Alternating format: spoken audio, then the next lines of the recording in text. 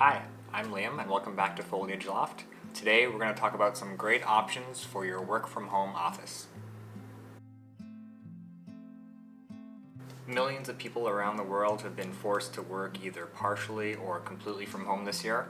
So today I want to talk about some easy care and affordable options for you to greenify your home office.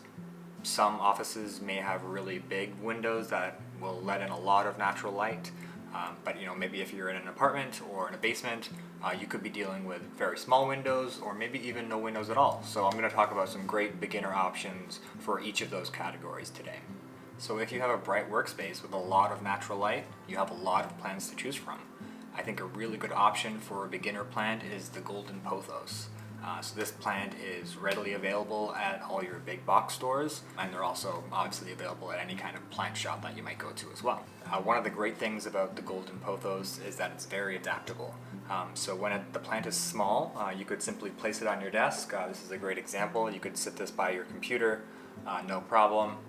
And as your golden pothos grows, you could either put in a stake or a pole for the plant to climb up, or you could just allow the plant to naturally cascade downwards. And as it grows up, it'll start to look a little bit like this if you allow it to trail. So I think the trailing feature of this plant is great for an office. A lot of offices will have a lot of horizontal lines. It can make it feel a little bit artificial, kind of like a cubicle at work. So the fact that it will trail and cascade will really break up those horizontal lines and make it feel a little bit more like home. This plant is really easy to take care of. It prefers for the soil to mostly dry out, which means in the summer you're probably going to water it about once a week, and you want to back off on watering it in the winter, maybe go back down to every other week. But you always want to kind of feel the pot. If it feels really light, that's when you know it's dry. You could also dip a finger into the soil, or if you want to get fancy, you can use a moisture meter. So I think in terms of soil, I think a regular potting mix is just fine for this plant. So if you're working with a little bit less light in your office space, I think a snake plant is a great option. Also called a sansevieria. I think these are a great option for a beginner houseplant. They're very easy to care for, and they also have a very unique appearance. So there's a wide variety of snake plant species that are available, and they'll all look a little bit different. This one I have right here is a Laurenti variant, and these are very common, probably the one that you'll find most often. Snake plants have really incredible textures and patterns and colors on their leaves, and they really will bring a pop of color into your office. These plants do not need frequent watering. They have a very thick and succulent leaf, so they can store water very well inside the leaf. In the summer, you might maybe water it every 2 to 3 weeks. In the winter, you can back off even further and maybe just water it about once a month. Snake plants are similar in a way to golden pothos, but they like to dry out even further. So the soil for a snake plant wants to be absolutely 100% dry before you water it again. So in the summertime, you may find that you're going to water it every 2 to 3 weeks. In the winter, even less, maybe 3 to 4, even sometimes 5 weeks in between waterings.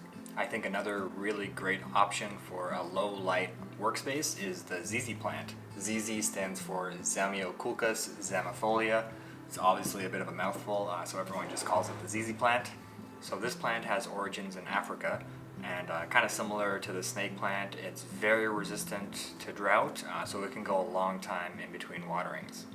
So a neat fact about the Zizi plant is that there are these little kind of potato spud looking things under the soil, and these are called rhizomes, and they actually are a method for the plant to store water and nutrients under the soil. If you water your Zizi plant more often than you pay your rent or your mortgage, then you're probably overwatering your plant. So this plant is also quite slow growing, but it can eventually become quite large in the right conditions. This one I have here is probably a smaller to medium-sized Zizi. So like all plants, the Zizi plant converts sunlight into food.